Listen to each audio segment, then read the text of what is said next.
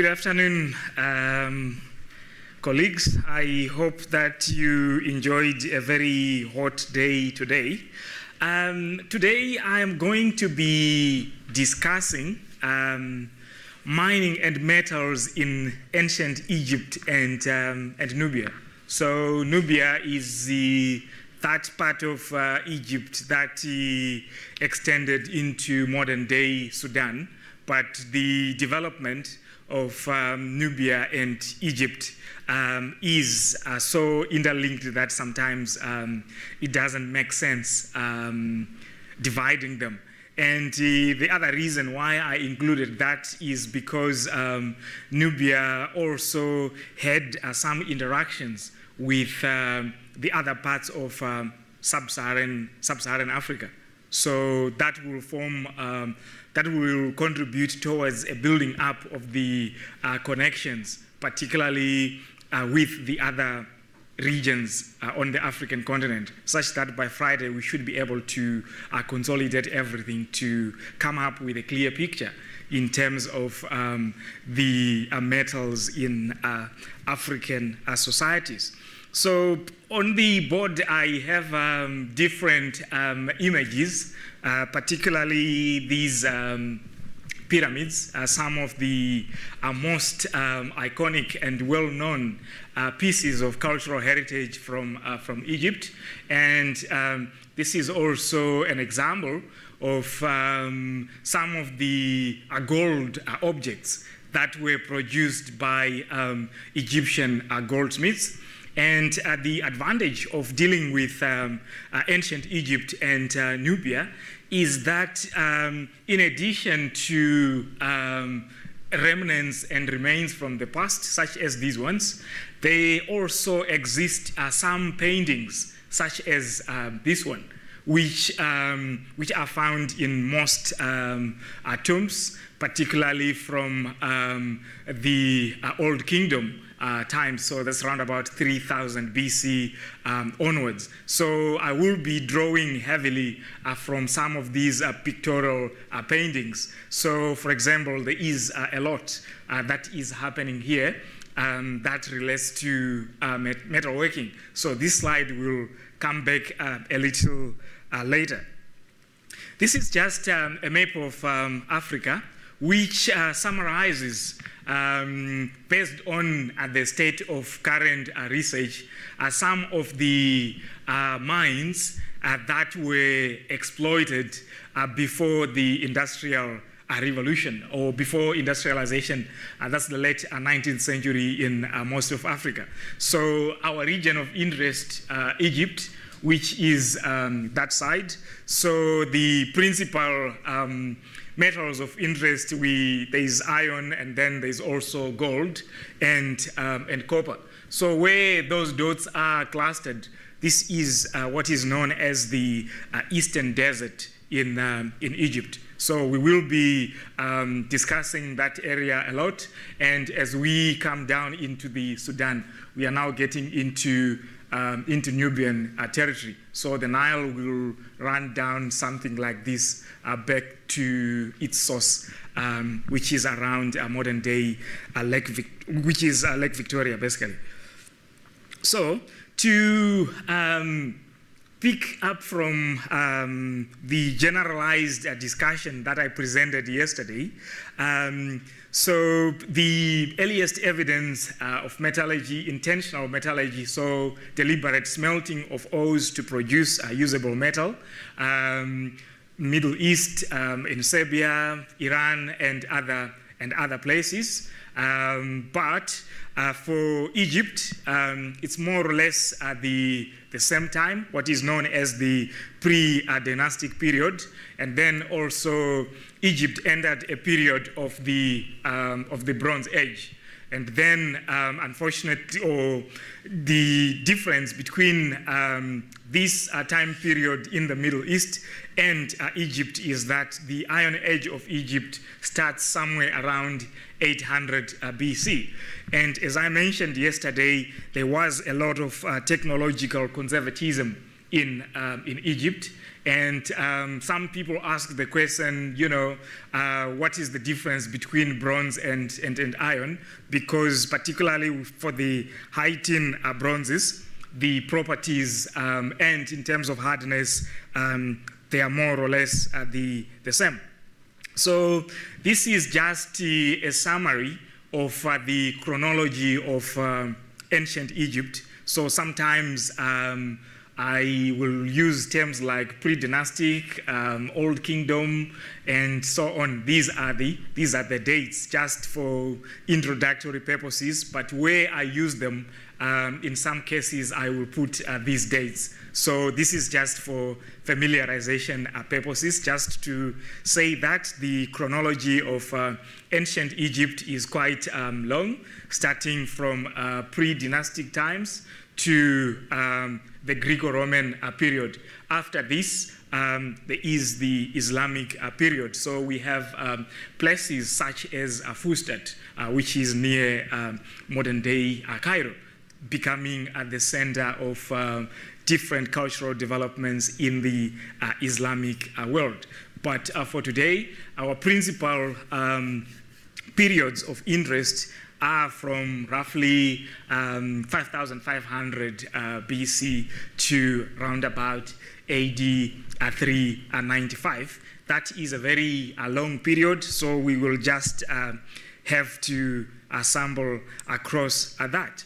For us to be able to understand the place of metals and metallurgy in Egyptian society, we also need to perhaps understand the hierarchical organization of the ancient Egyptian society, which was a pyramid, as we can see. This is from one of Venice K. Gold's books. So at the base, farmers and laborers, so they are the ones who are carrying the weight of everybody at the top. On top of them, the artisans, so metal workers, they formed this group. And then the scribes, so ancient Egypt, those hieroglyphics and related scripts, these are the people who made it possible. Then above them were the elites, political elites, district governors, and then the royal overseers, and then these viziers and the high priests, and then the pharaoh at the top. So what is also interesting is that in general terms, mining and metallurgy in Egypt was highly regulated, such that they were, that's the advantage of record keeping. Whatever happened, so when the artisans, let's say when the laborers were working at the mines, the scribes were there to record in detail the output from the mines and so on. And then when the artisans were working, the scribes were also there to record. So at each and every stage, records were produced. And this is an amazing example of stock control that we see in Egyptian society at this point in time. So it is important to keep that. And besides the mines, a lot of metalworking took place around church precincts, or religious precincts rather, as well as at the courts and so on, just to emphasize the fact that metallurgy was administered by the state, and it was under strict control. When we when we think about ancient Egypt, this is one of the images that comes up to the imagination. So how many limestone blocks were used to make these pyramids and so on. So how much labor was invested in making this possible? What was the organization of labor? How many slaves and so on?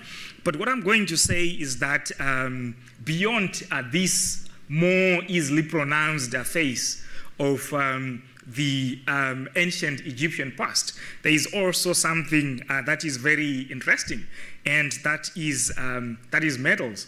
So along the theme of ancient Egypt's most well-known aspects of heritage, there is also King Tutankhamun, the tomb which was discovered by Howard Carter in 1922, and so this is one of the tombs that that escaped the activities of the tomb raiders and was almost complete. So amazing detail, and that's one of the most well-known elements of the Egyptian past. But again,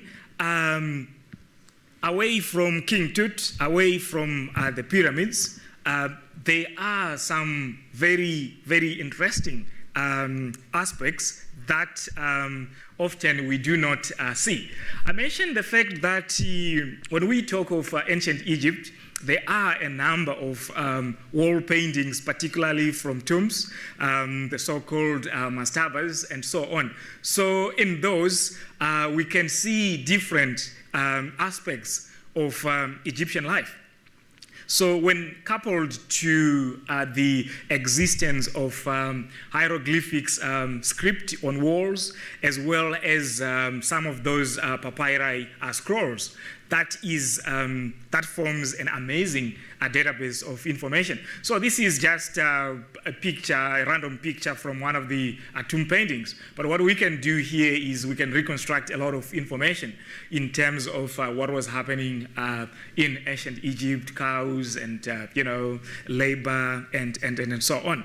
So that is one of the most interesting things about ancient Egypt. And apologies, I don't know if this is quite clear from the back. It does look hazy from the computer screen, but this is also another element. So the racial dimension of ancient Egypt, of society in ancient Egypt. I did mention that Nubia was part of ancient Egypt for a greater part of the time. So we also see these dynamics from some of the tomb paintings in around Giza and other places. So in terms of the pictorial depictions on some of those walls, so you can see some of that hieroglyphic script at the top, and you can clearly see the economic events. So that's the plow. We are talking of the Middle Kingdom. So we're talking about 2000 BC, 1500 BC. These guys, they already had this plow, and these are some of the. So that's a very rich source of information. And other than this, the picture that we are seeing here, a lot of stuff related to metalworking has been gleaned from these sources. So this is just another random picture, which just shows, how people looked like, and so you can also see in terms of dress, in terms of jewelry, and so on. So those who can read the script can actually decode the message that is being communicated here. Last year, I spent some time at the Egyptian Museum in Berlin, and one of my hosts tried to teach me, but I think I have a very thick head because I didn't go very far. So I mentioned the fact that Nubia and Egypt interlinked. So these are some of the images. There is a time, particularly in the New Kingdom, when the Nubian pharaohs ruled Egypt. So this is one of the paintings, again just emphasizing that the interracial nature. This again emphasizes what we have seen before, which is just the general day-to-day economic activities in ancient Egypt. If you are interested in ecology, these are some of the plants, and you can actually identify what they are. So again, in terms of metalworking, what is happening here is that this is a very interesting image, and I will show it again. This is somebody who is weighing the amount of metal to use for a specific task. So this is a balance. And I will I will make further comments when I get to this slide again. And this is a metal worker. You can see putting final touches on this object. So you can also find information on basically everything. As far as ancient Egyptian life is concerned. This is another scene of metalworking. These are the tongs, and these guys, this seems like they're working, hammering sheet metal, and so on. So you can clearly see the events and activities which the people are doing.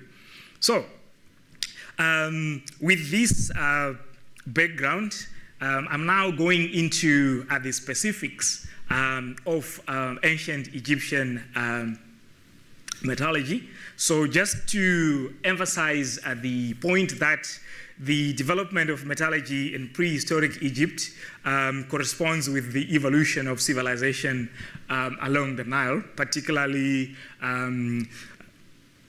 Upper Egypt, Middle Egypt, as well as Lower Egypt. So the evidence of metalworking, it comes from production remains, so the waste, so the slag, remains of furnaces, and in some cases, finished objects. And then there are also, as I have shown at the beginning, pictures as well as hieroglyphics, inscriptions. So this, the combined database, the archaeological evidence from remnant materials, the pictures from the tombs, the hieroglyphics inscriptions, they provide significant information that has enhanced our knowledge of how copper, tin, iron, gold, silver, lead, and mercury were worked by the ancient Egyptians. So the alloys that were used, bronze was one of them. And then there's also this alloy here, which is known as electrum. Any guess? What is electrum? Silver and gold. And indeed, it's silver and gold, and the Romans were also working electrum. So these are some of the metals and alloys that were being worked. But the fact that silver and gold were worked, and it also means that the technology to separate silver from gold was not yet developed. So it's something that evolved much later. So some of the, in terms of the pictorial depictions, so the first scenes of metalworking were found in Giza, and on the walls of the tomb of Queen Miasank III. And there are also similar depictions in other places. And when we combine this with the archaeological evidence, we come up with a very important picture. So this is a map that combines Egypt and then Nubia. And all these, some of these places, they are associated with metalworking. So Meroe in the Sudan is indeed one of the major centers of ironworking. And then there's also Buhan, which is associated with copper working during the New Kingdom. And this area here is also believed to have been the source of gold at various points. So there are also those places such as Nokratis, Defana, Wadi Dib. There are also places where archaeologists have found remnants of metalworking in the form of slags, bases of furnaces, and in some cases, finished objects. So if we are to summarize the chronology of Egyptian metallurgy. The Badarian period, around 5000 BC, if not slightly earlier, that's when archaeologists begin to see evidence of copper working. And then comes the Nakada 1 and up to 3 cultures, which is mostly concentrated along the Nile Delta. And then there's also the dynastic period, which is a period associated with amazing innovations in terms of metal processing, metal manipulation, as well as metal use. So the key thing is that throughout from the beginning of the Old Kingdom, metallurgy is centralized, and also there was also the establishment of culture, religious centers at the royal capital. That is where most of the artisans worked. And there was also the establishment of a professional class and the establishment of trades. You are an artisan, you are a scribe, and so on. So this is a hallmark of Egyptian society. So metal was used to make utilitarian objects, but the precious metals, gold, silver, and electrum, sometimes they were used for making accessories that went onto coffins, objects associated with death, masks, statues, and they were also used to decorate temples. And it is also interesting, just as a piece of general knowledge, that in the Old Kingdom, silver was more valuable than gold. But this was reversed in the New Kingdom, and by the time of Ptolemy, the value of gold, the ratio of gold to silver was 13 to 1. So, for one to be able to work metals, they must at least mine or extract them from the from the underground or from the earth's surface. So mineral exploration is or was a very established enterprise in ancient Egypt. So besides the territory of ancient Egypt itself, the ancient Egyptians also explored for gold, for copper in Nubia, in the Middle East. So yesterday I mentioned the copper production landscape of Feinan in Jordan.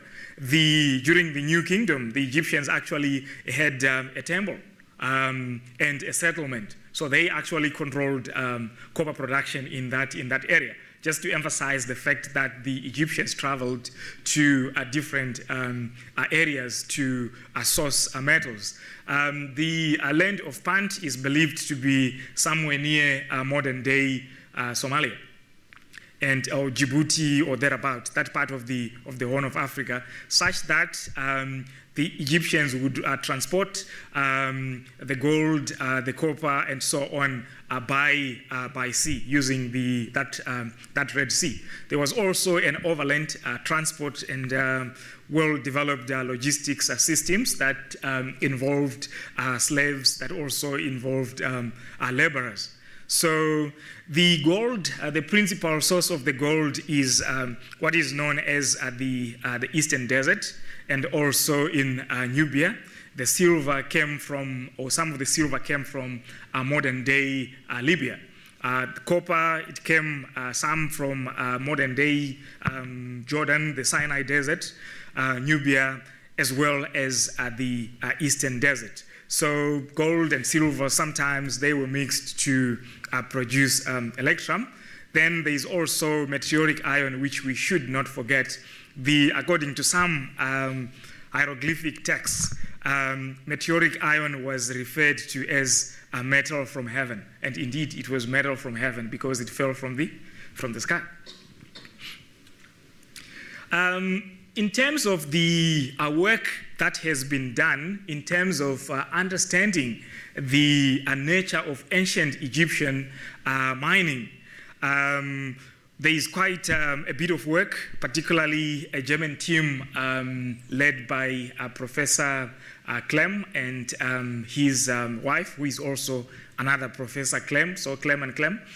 They did a lot of work in the Eastern Desert, and they documented the techniques. Sometimes they could do alluvial, the ancient Egyptians would do alluvial mining.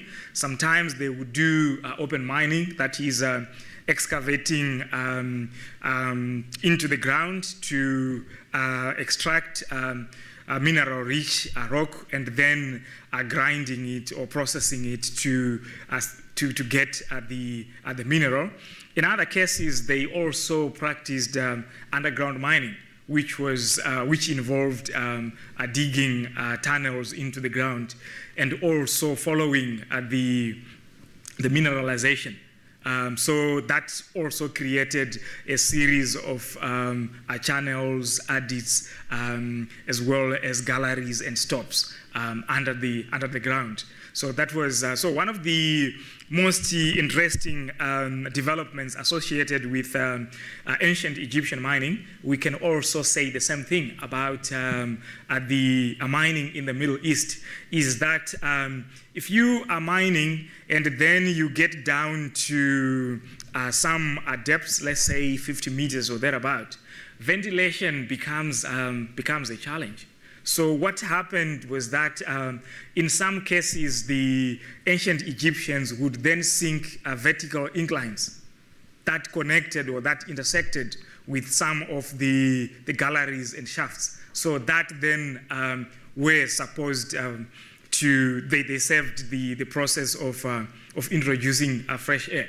So that's a technology that we see from very early on, and some of the holes that were drilled were so tiny that even archaeologists are trying to find out exactly how they were drilled. So Benno Rothenberg's work in the Araba Desert in modern-day Israel, it has documented some of those shafts that are very, very, very, very narrow, and yet they connect to the galleries and shafts that are underneath. So those shafts, those galleries, they are in existence today, and archaeologists have studied them.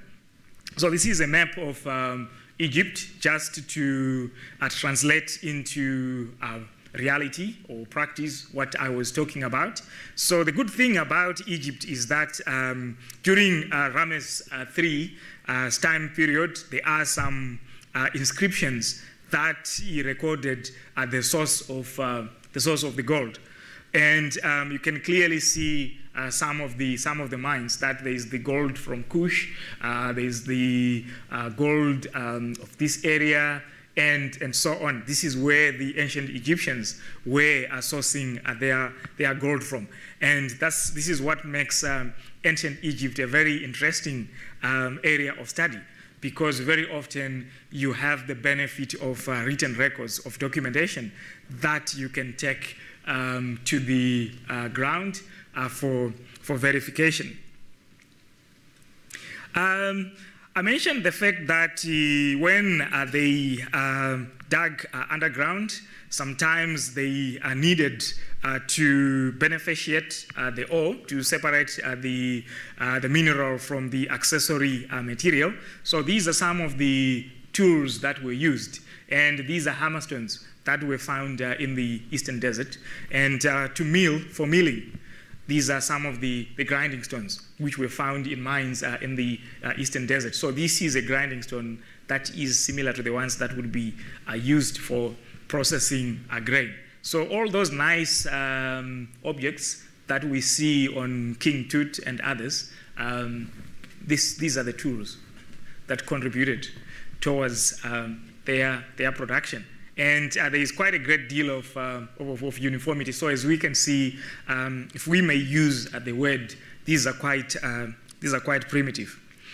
But one of the major highlights from ancient Egypt, as far as mining is concerned, is that that is also where the world's first known geological map comes from. So there is what is known as the Turin papyri, which is annotated with hieroglyphic script. It's in the museum in Turin at the moment. It is a geological map dating to 1160 BC, and it dates to the time period of Ramses IV. The dimensions of the map are 2.8 meters multiplied by 0.14 meters. And it depicts a gold mine settlement in the eastern desert. So in this area, that is where the map, and this is just the image of the map on a papyri scroll. And Harel actually decoded the meaning of or the inscriptions, what the text, what these inscriptions are saying. And these are probably some of the roads. So the most amazing thing is that what Harold did is that he then transcribed this information into this, which is something that we can understand. So you can clearly see that the road that leads to the sea, the house of the gold working settlement, the hill of so-and-so, the mountains of silver and gold, the mountains in which gold is washed. And so this is, 1160 BC, this is when this map was developed. And it fascinates most people who are interested in the beginning of mining, geology, as well as mapping. The original, this one, is, as I said, it's in the museum in Italy, and this is one of the most well-published maps on that. So mining, after they obtained the ore, they would then smelt it in the case of copper, in the case of iron, and then produce usable metal, which was then further worked in a forge, which was either hammered to produce different shapes.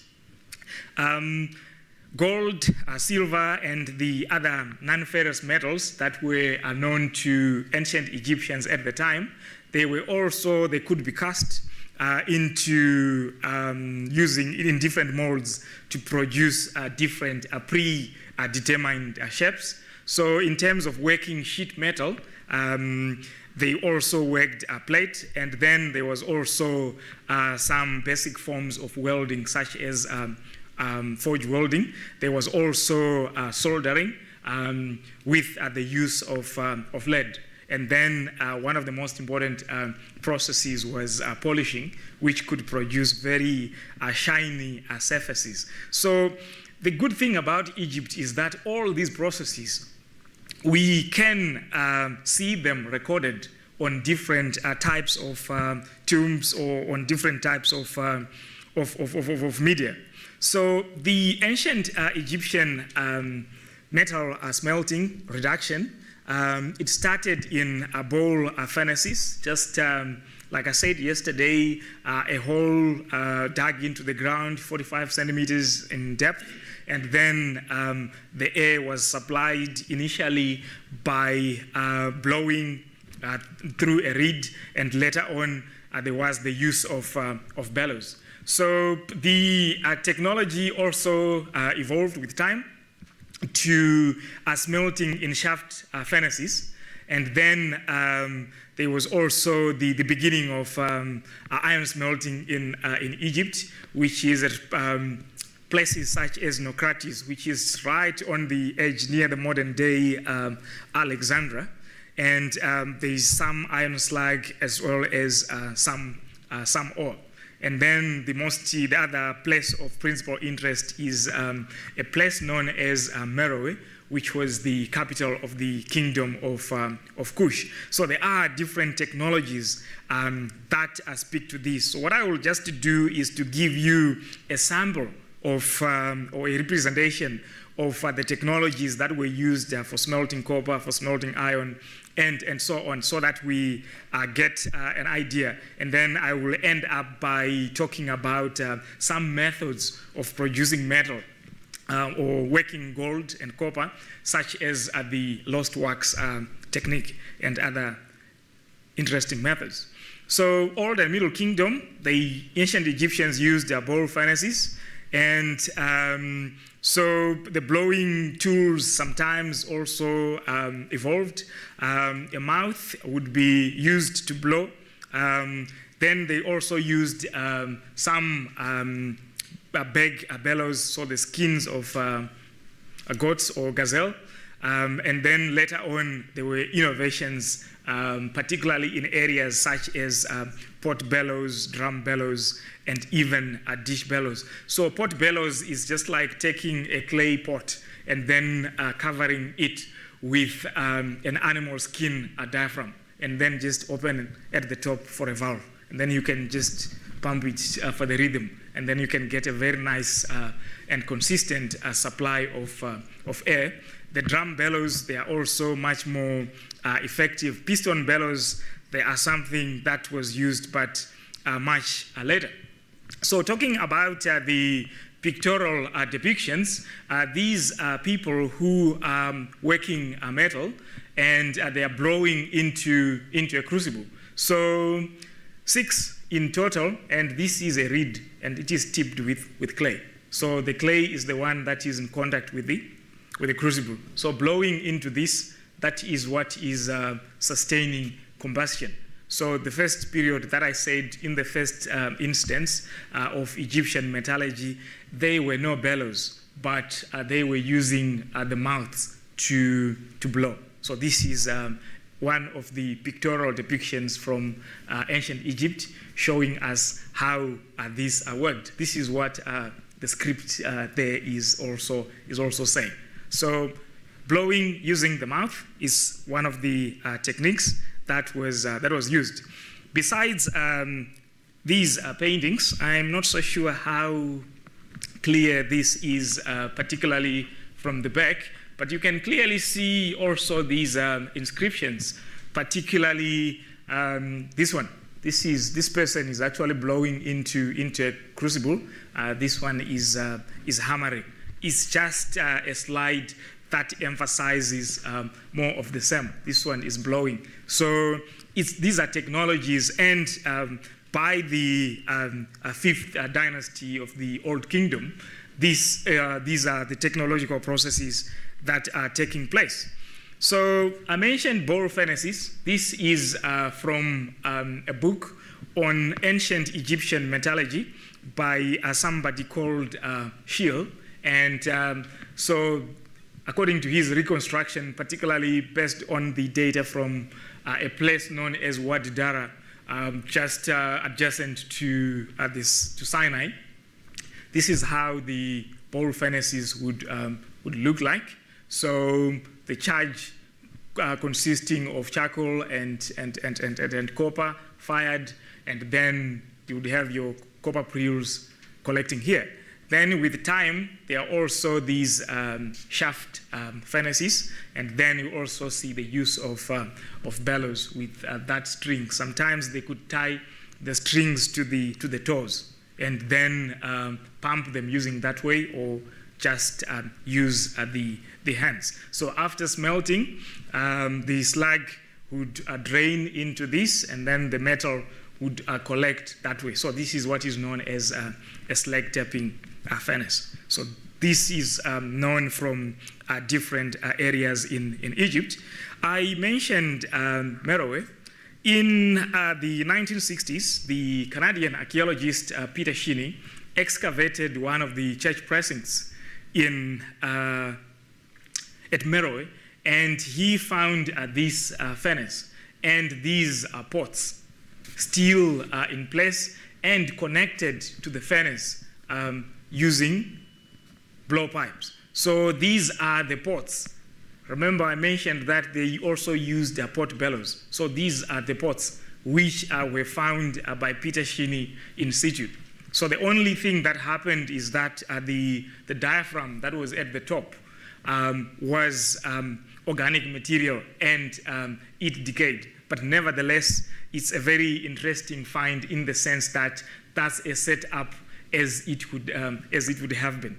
So pot bellows, these are the cylinders that would have been used for that process. So Merowe was indeed a place that produced iron beyond local needs. There are some researchers who believe that Merowe also supplied iron to Aksum. So if we go to Ethiopia, a modern day Ethiopia, and these are examples of what are known as slag mounds that are characteristic of this landscape in the modern day Sudan. So just to give us an idea in terms of the scale of production. So this is a very large scale production.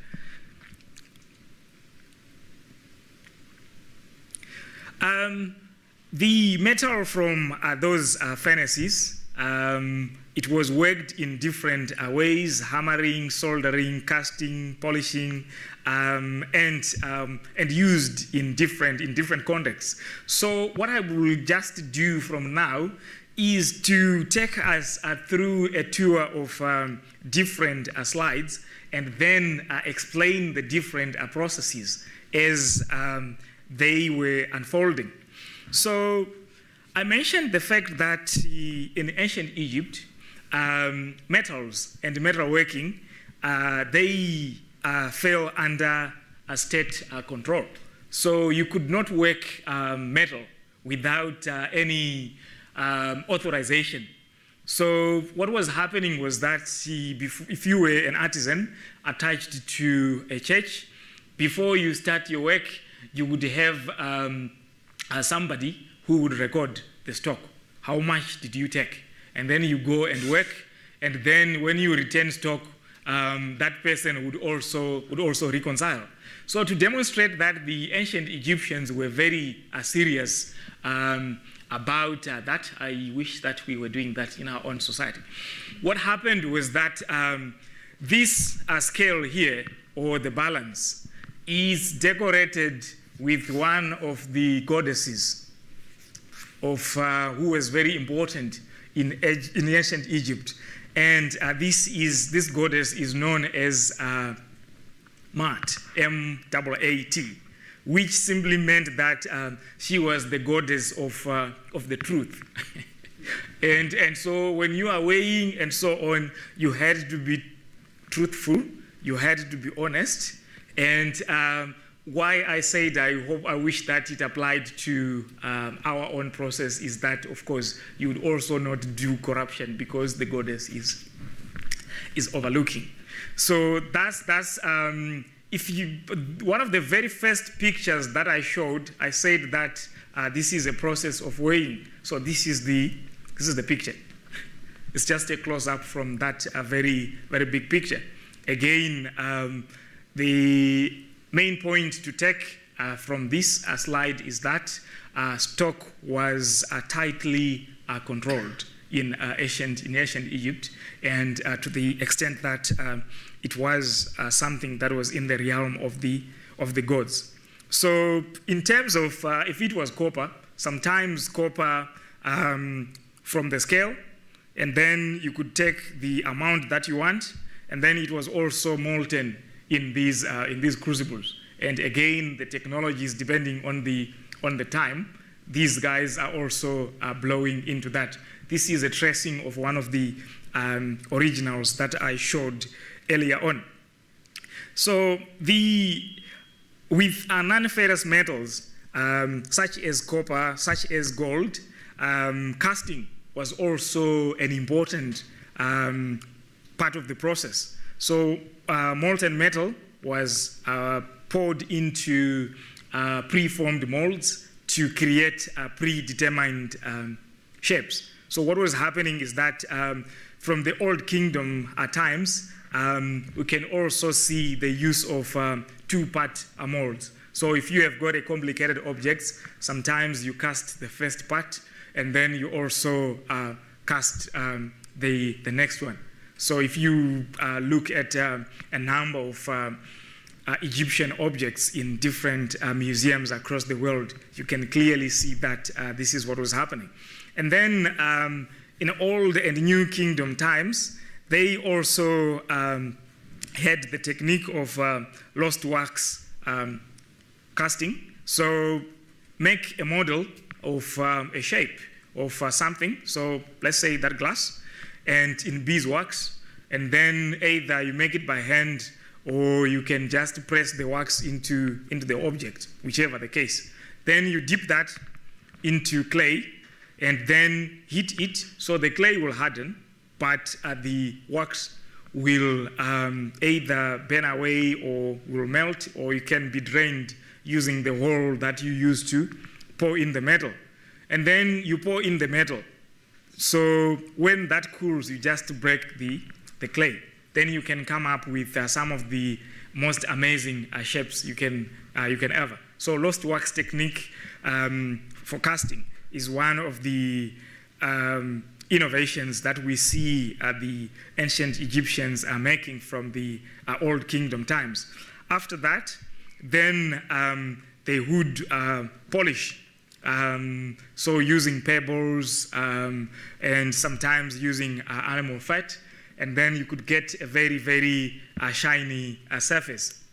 So this is one of the depictions on from the mastaba of Rekmire in Egypt. You can see these metal workers. And the inscription, it says that these people are melting wax before core casting of molten metal. So these are processes that are recorded on the walls. And indeed, in terms of this again demonstrates the same process of casting, where somebody is pouring metal into a predetermined shape.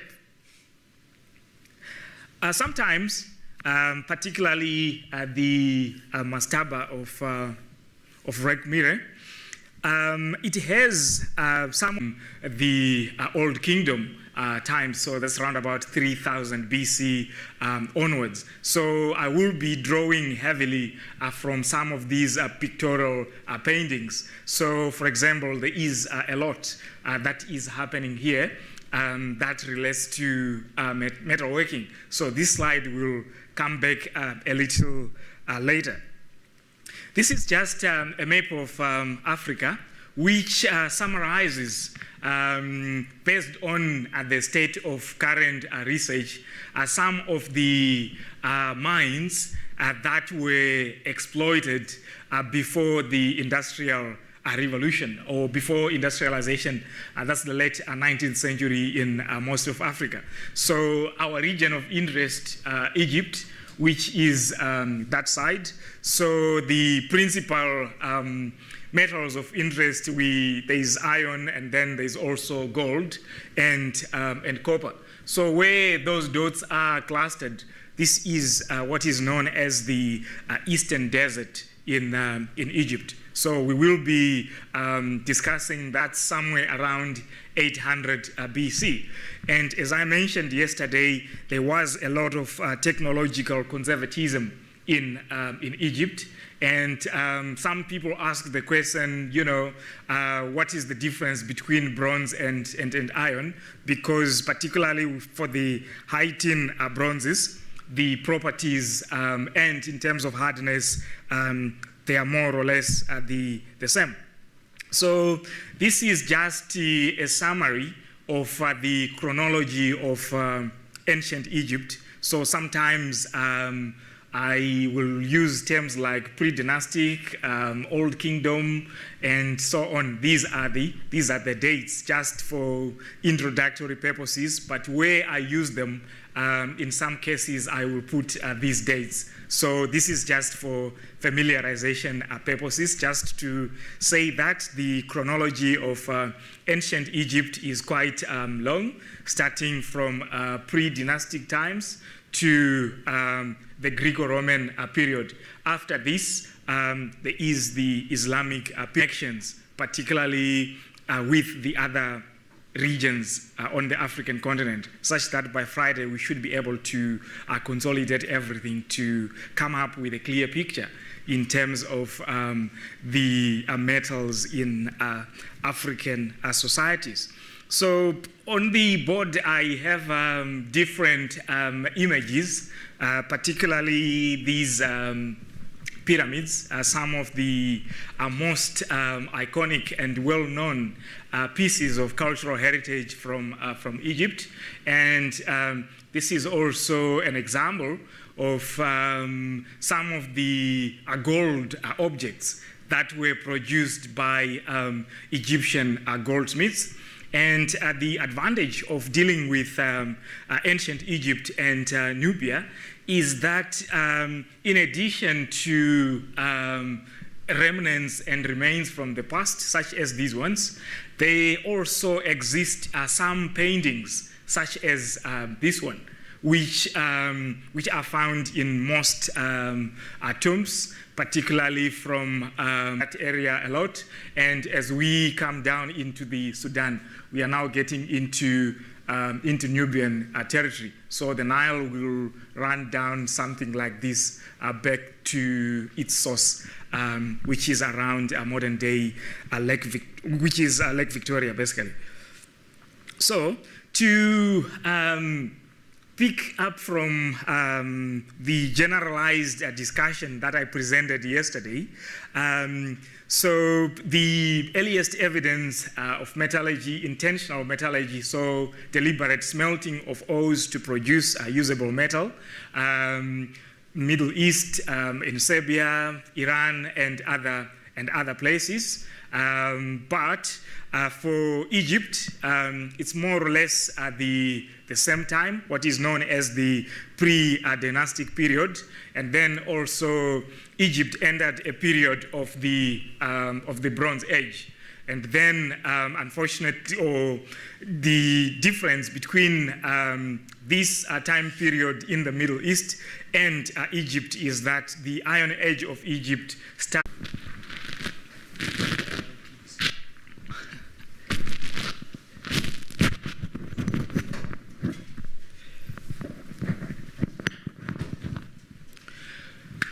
Good afternoon, colleagues. I hope that you enjoyed a very hot day today. Today I am going to be discussing mining and metals in ancient Egypt and Nubia. So Nubia is that part of Egypt that extended into modern day Sudan, but the development of Nubia and Egypt is so interlinked that sometimes it doesn't make sense dividing them. And the other reason why I included that is because Nubia also had some interactions with the other parts of sub-Saharan Africa. So that will form, that will contribute towards a building up of the connection.